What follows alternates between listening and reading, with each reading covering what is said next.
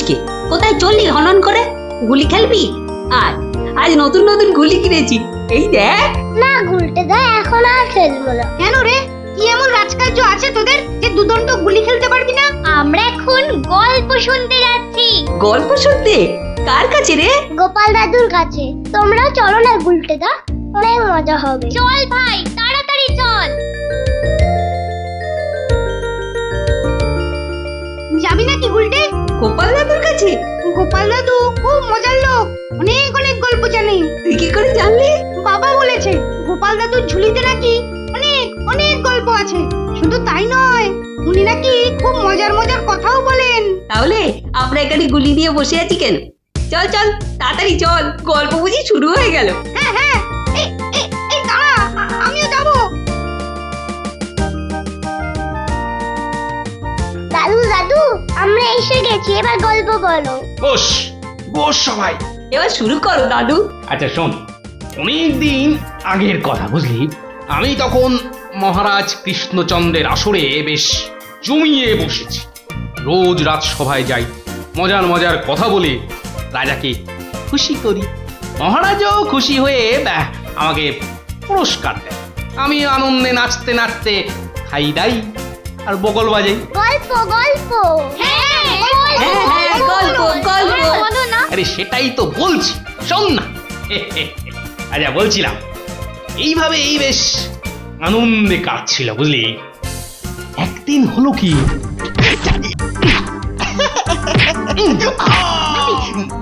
মুখে মারলি, মুখে মুখ মুখ এই যে মুখে এই মুখে।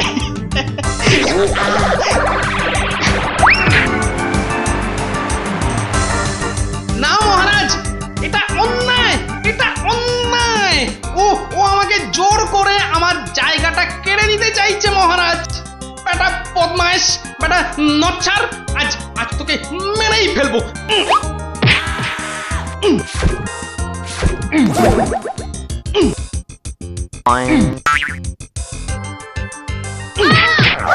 কি হলো? ভগবান, এই দেখো। আরে তুমি পড়ে গেলে কি করে? ওটা গেল রে, ঘুমের ঘুরে লাথি মেরে আমাকে ফেলে দিয়েছে। এই দেখো, আমি তোমাকে এ বাবা, ছি ছি ছি ছি ছি।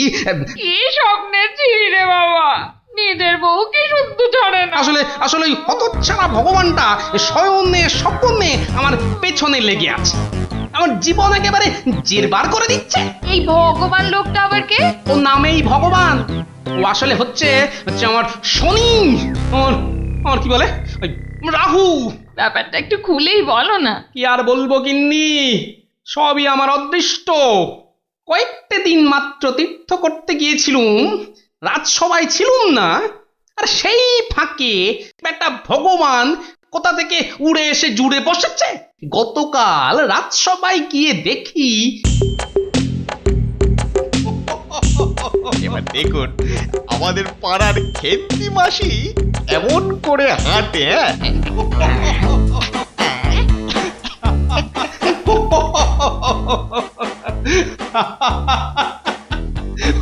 এবার এবার খেমা দাও বাবা, আমার আস্তে আস্তে পেটে ফেটেই যাবে। বাবা কি সব করছো সত্যি। মহারাজ, আমার একটা নিবেদন ছিল, আমিও একটা কিছু বলতে চাই। মহারাজ, আমি যখন আপনার সামনে কোনো কিছু প্রদর্শন করব, তখন আমি চাই না আমার যে অযোগ্য কোনো লোক এসে আমার অনুষ্ঠানে বাধা সৃষ্টি করে। গোপাল, তোমার সবেতে বাধা না দিলে কি আর চলছে না? যদি চুপচাপ নিজের জায়গায় বসতে পারো তো বসো, নইলে আজকের মতো বিদেয় হও।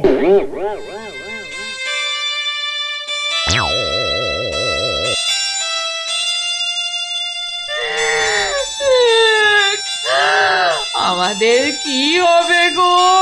কি আর হবে, আবার আর কিছু বাকি আছে? এবার ওই চাকরি খুইয়ে না খেয়ে দিন কাটাতে হবে, বুঝলে? কি সর্বনাশ! এই দেখো আবার কাঁদে। আরে দাঁড়াও না, দাঁড় দাঁড়, না কেঁদে একটু চুপচাপ থাকো দেখি। আমাকে আমাকে একটু ভাবতে দাও। ও যদি মহারাজকে মন্ত্র পড়ে বশ করতে পারে তাহলে আমিও ওই ওঝাগিরি করে ওর ভূত তাড়িয়ে ছাড়ব। আমার নামও গোপাল ভাঁড়, কাঁটা দিয়ে কাঁটা তুলতে হবে। হ্যাঁ মন্ত্রী মশাই, আর তো সহ্য করা যায় না। কি ব্যাপার বলো তো? এই কদিন আমি ছিলাম না, সেই অবসরে ভগবান আপনাদের চোখের সামনে দিয়ে ঢুকে পড়ে কি কাণ্ডটাই না করছে। আমাকে আমাকে একেবারে মহারাজের চক্ষু শুল করে দিয়েছে।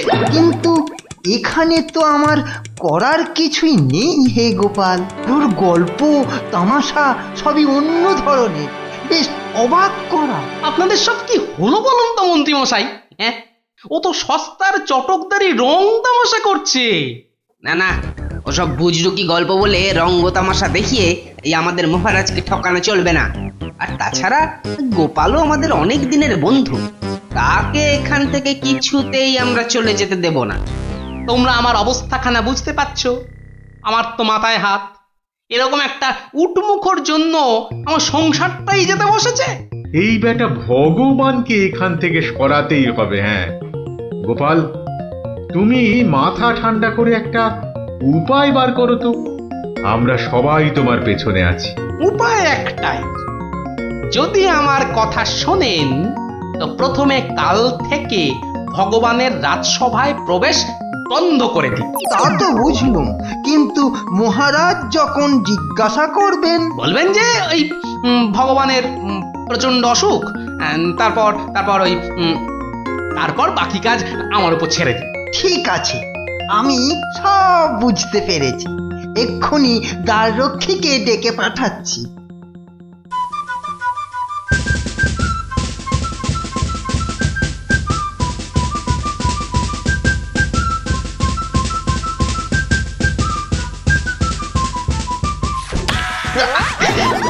কিরে বেটা, আমার সঙ্গে এমন করছিস কেন? আজ থেকে তোমার ঢোকার হুকুম নেই, নিজের রাস্তা মাপো। হুকুম নেই মানে? কে হুকুম দিয়েছে? হ্যাঁ, আমি হুকুম মানি না। বেশি কথা বলেছো কি? সোজা বললুম পেটের মধ্যে ঢুকিয়ে দেব। যাও ভাগো। এ তো আচ্ছা জ্বালা হলো দেখছি। বুঝতে পেরেছি, বুঝতে পেরেছি। তোর আজ বেশি পয়সা চাই, হ্যাঁ তাই না? তা সেটা আগে বললেই তো পারতিস। নে নে নে, বেশি করেই নে, আজ 1 আনা বেশি দিচ্ছি। ওরে বেটা, আমাকে ঘুষ দেবার তাল? বেরো বেরো, বেটা বদমাইশ চোর, বেরো। মার মার বেটাকে মার। ঠিক আছে ঠিক আছে ঠিক আছে, আমি দেখে নেব। আমি প্রতিদিন এখানে আসবো, তা তোরা ঢুকতে দিস বা না দিস। কি ব্যাপার বলুন তো মহামন্ত্রী? ভগবান গতকাল সারাদিন আসেনি, আজকেও দুপুর গড়িয়ে বিকেল হতে চললো। না, আমি বড়ই অস্থির বোধ করছি। মহারাজ, আমি খবর নিয়েছি, ভগবানের খুব জ্বর, একেবারে বেহুঁশ হয়ে আছে। কদিন ধরে যা স্নানের ঘটা। কেন এত স্নান কেন? নিজেকে ফর্সা করার জন্য। দেখতে তো ওই কালো ভূত, খালি খালি জল ঢাললে কি গায়ের রং পরিষ্কার হবে? হ্যাঁ, ও তাই নাকি? কিন্তু আমি তো ভগবানের রূপে মুগ্ধ নই, আর কথায় মুগ্ধ। তো এতে আবার এত কাণ্ড করা কেন? না না মহারাজ, ও একটা হাভাতে গোছের লোক, কোনোদিন ভাবেইনি রাজসভায় ঢুকতে পারবে, তাও আবার আপনার প্রিয় পাত্র হয়ে। ওদিকে বানিয়ে বানিয়ে মিথ্যে কথা বলতে তো ওস্তাদ, আর একটু হাসটানেরও স্বভাব আছে মহারাজ। সে কি, এ কথা তোমরা জানতে? হ্যাঁ মহারাজ, সেই জন্যই আমরা ওকে খুব একটা ঘাঁটাতাম না, খালি চোখে চোখে রাখতাম। তবে মহারাজ, আজ শুনলাম ওই জ্বরটা একটু বেশি মাত্রায় হয়েছে। ভগবান একেবারে বেহুশ মহারাজ। এখনই এখনই রাজবৈদ্যকে পাঠান, সে একবার অবস্থাটা দেখে আসুক। মহারাজ, আপনি দুঃখ পাবেন বলে এতক্ষণ আপনাকে বলিনি। আজ সকালে আমিও ভগবানের বাড়ির পাশ দিয়ে আসবার সময় ভগবানকে দেখে এসেছি। সে সত্যি অন্তিম শয্যায়।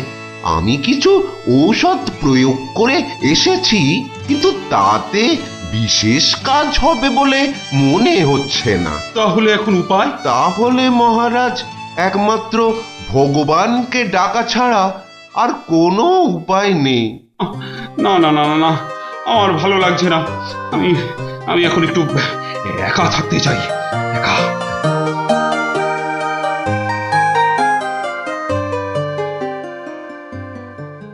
হ্যাঁ বৈদ্যরাজ, বৈদ্যরাজ, আপনি আমায় বাঁচালেন বৈদ্যরাজ। এদিকে তো সবই ঠিকঠাক হলো, কিন্তু শেষ রক্ষা কি করতে পারবে? সেই জন্যই তো আমাদের যেতে হবে ভগবানের বিশ্ব বকাটে ছেলের কাছে। শুনেছি ছেলেটি প্রচন্ড নেশাখোর। ওটাকে একবার বাগে আনতে পারলেই কেল্লা পথে।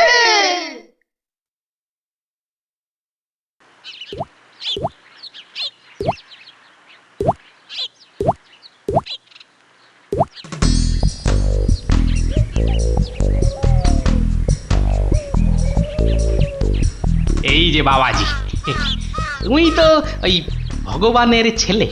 শোনো, কি শুনবো জ্যাঠামশাই? তোকে 10টা টাকা দেবো, নিবি? নিবি? নিবি মানে? আলবাত নেব। কি করতে হবে? কার সাথে মারপিট করতে হবে সেইটা বলুন। কিচ্ছু মারামারি নয়, কিচ্ছু মারামারি নয়। কাল শুধু ভোরে গলায় কাছা বেঁধে রাজামশাইয়ের কাছে গিয়ে বলবি যে তোর বাবা ভগবান মারা গেছে। বলেন কি জ্যাঠা, জ্যান্ত বাপকে মেরে ফেলবো? আরে বোকা, আসল কথাটা শোন না। তুই যদি এই কথা গিয়ে রাজামশাইকে বলিস, তাহলে রাজামশাই না তোকে অনেক টাকা দেবে। আমি পাইয়ে দেবো রে বোকা। তোর বাবাও বেঁচে থাকবে, আর তুইও টাকা নিয়ে ফুর্তি করবি।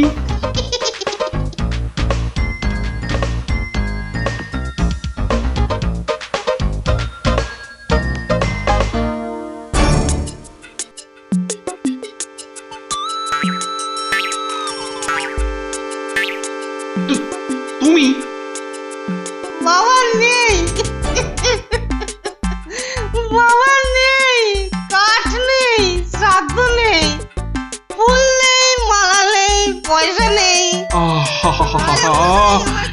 এ কি সংবাদ শোনালে আমার? নেই রাজামশাই। খুব জ্বর বেড়ে গিয়েছিল বুঝি? পয়সা নেই, পয়সা নেই। তোমার বাবা আমার বড় প্রিয় পাত্র ছিল গো। পয়সা নেই রাজামশাই, পয়সা নেই। আচ্ছা আচ্ছা আচ্ছা, এই ভগবানের শ্রাদ্ধ শান্তির জন্য বাবাজির হাতে 500 টাকা প্রদান করো। 500? মোটে 500 টাকা রাজামশাই? ও, কম হলো। ঠিক আছে ঠিক আছে ঠিক আছে, তোমাকে আমি 1000 টাকাই দিচ্ছি। 1000? 1000 টাকা? কিন্তু কাজকর্ম ভক্তি ভরে করো কিন্তু। আই, কে আছিস? বাবাজির হাতে 1000 টাকা দে, বেচারা একটু ভালো করে শ্রাদ্ধ শান্তি করুক। জয় রাজামশাই, জয়।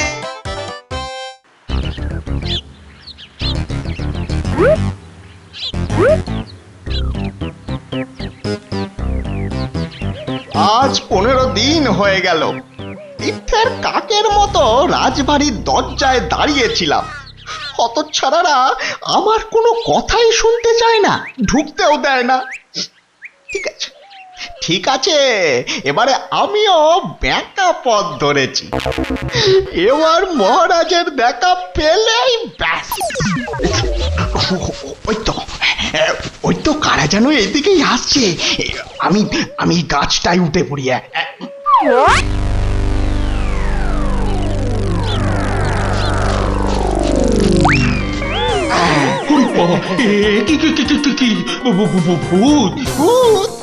না মহারাজ, আমি আপনার ভগবান। ওরে বাবা, ভূত সরে আসুন মহারাজ, সরে আসুন। বেটা ভূত হয়ে অনিষ্ট করতে এসেছে। না মহারাজ না, আমি মরিনি। মরলে তো আমাকে দেখতে পেতেন না। আমাকে তো আপনারা সবাই দেখতে পাচ্ছেন নাকি? হ্যাঁ বলুন, আপনারা দেখতে পাচ্ছেন তো? তোমরা কি ভগবানকে দেখতে পাচ্ছ? যখন অসত্য গাছ থেকে নামলো তখন তো দেখেছিলুম, এখন তো কই আমরা কিছু দেখতে পাচ্ছি না। এই যে আমার সামনে দাঁড়িয়ে আছে। কই মহারাজ, আপনার সামনে তো কিচ্ছু নেই মহারাজ। আমরা মাঠ, গাছপালা, আকাশ ছাড়া তো কিছুই দেখতে পাচ্ছি না মহারাজ। সে কি? ও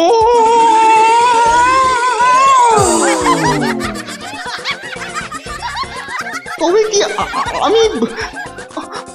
আমি সত্যি মরে গেছি? হ্যাঁ, আমি ভূত? ভূত আমি? ভগবানদা আমার অন্নে ধুলো দেবে? কেমন দশচক্রে জলজান্ত ভগবানকে ভূত বানিয়ে ছেড়েছি বলো দেখি। বাবা, আমার নাম সবাই জানে। ইয়ার হবে আমার কাছে গোহারান হেরে মুখে চুনকালি মেখে মনের দুঃখে এ রাজ্য ছেড়ে সরে পড়ল। আর আমিও আগের মতোই মহারাজের প্রিয় পাত্র হয়ে মনের আনন্দে দিন কাটাতে লাগলুম।